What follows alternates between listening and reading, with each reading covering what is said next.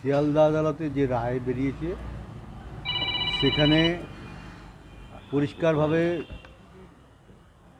জজ সাহেব বলেছেন যারা এরা এই আমাদের লোকাল কমিশনার এবং প্রাক্তন কমিশনার সঞ্জীব মুখার্জি এবং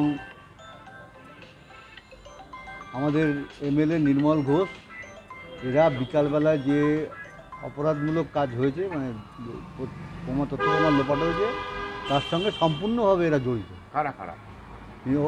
এমএলএ নির্মল ঘোষ এবং কমিশনার সোমনাথ দে এবং আমার প্রতিবেশী প্রাক্তন কমিশনার সঞ্জীব মুখার্জি। তারপরেও তাকে প্রাইজ পোস্টিং দেওয়া হলো চেয়ারম্যানের। সত্যি এটা মানে আমাদের কাছে আশ্চর্যজনক ব্যাপার, দুঃখ পাই না এ সমস্ত ব্যাপার নিয়ে।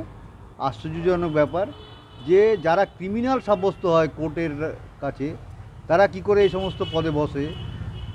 এলাকায় লোক দেখুক, জনসাধারণ দেখুক, জনসাধারণকেই আমি বলবো এই কথা, জনসাধারণ বিচার করুক। এদের সম্বন্ধে বলেছে এরা তথ্য প্রমাণ লোপাটের সঙ্গে যুক্ত। মানে কোর্ট একদম হ্যাঁ, সরাসরি কোর্টের রায়ের কপি যদি আপনারা দেখেন দেখতে পাবেন, রায়ের কপিতে দেওয়াই আছে। মানে এদের নামও আছে উল্লেখ? হ্যাঁ হ্যাঁ, এদের নাম উল্লেখ আছে। কার কার নাম উল্লেখ আছে?